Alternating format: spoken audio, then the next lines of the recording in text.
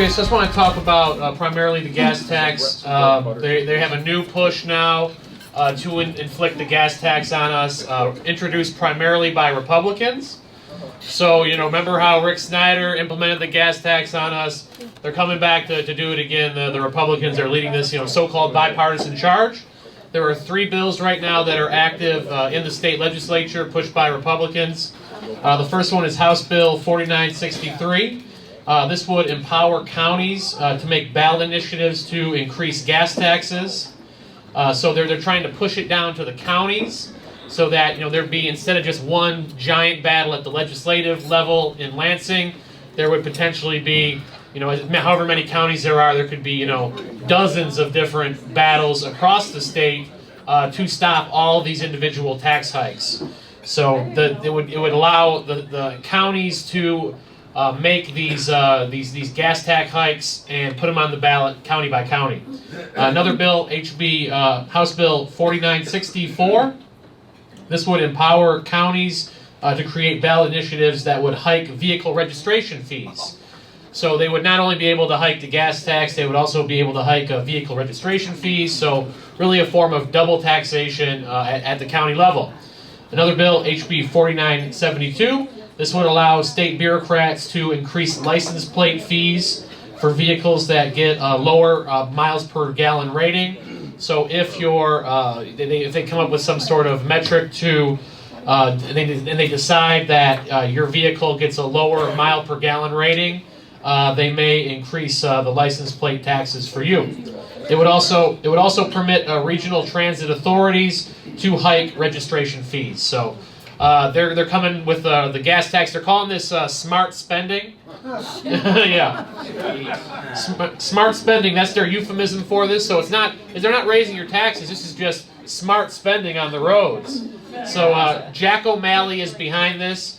I guess they're grooming this guy from up north to be the next Arlen Meekoff or something, because he was out in the Detroit news pushing this stuff, pushing the smart spending euphemism. So they're trying to say it's going to be localized, there's going to be choice, but really there's not going to be choice.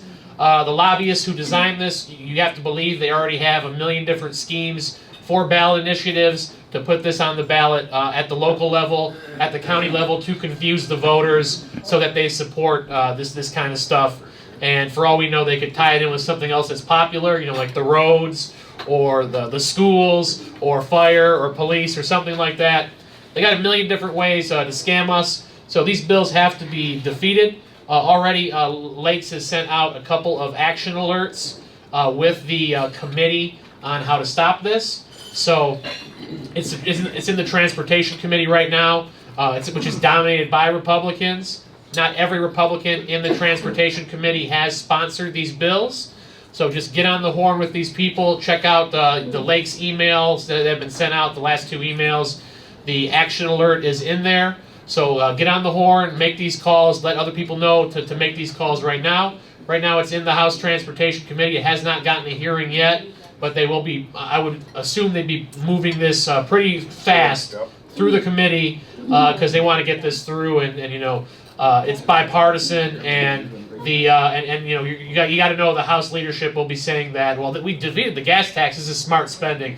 So you're going to be hearing that term a lot more. So check that out. Check out your email box for what the last emails you've gotten from Lakes. And if you didn't get the emails, or if you're not on the email list, just let me know. I'll give you my card. You can text me or something, and I'll get you that information.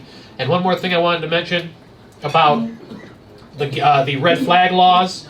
The red flag laws are where they can take away your guns, do gun confiscation based on a tip from law enforcement or someone in your family or just a concerned citizen.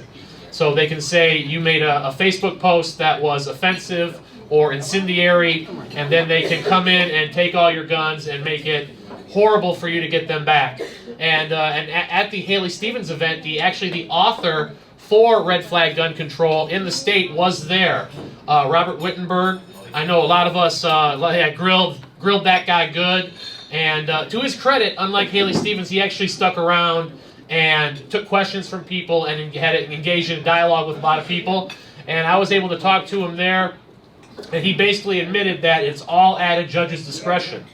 a judge can take your guns indefinitely and never give them back under red flag laws. So once they take them, they can have them forever until they decide that you're not a threat. And that can be forever. This is all political. The Democrats have even said we don't want this to apply to potential gang members. It's all Republicans, and they say it's to stop white nationalists, white supremacists. Well, to their book, anyone who supports Trump is those terms. So they're coming for our guns. This is step one. Once they get these through, they're going to liberalize the laws. But the good thing, though, is that Lee Chatfield, the House Speaker, who he can kind of waffle on certain things, he has said unequivocally that no gun control will be passed as long as he's House Speaker.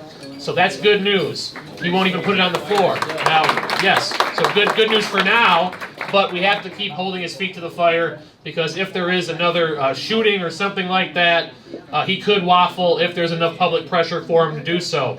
So just keep that in mind. Keep talking to people about the red flag gun control, and if there is any sort of development, a movement in that bill, I'll be sure to let you know, and we can get on the horn and do everything we can to stop that legislation, because it is a backdoor to gun confiscation, and as soon as it's implemented, it will be built upon, and it will be the nightmare that leads to the end of the Second Amendment.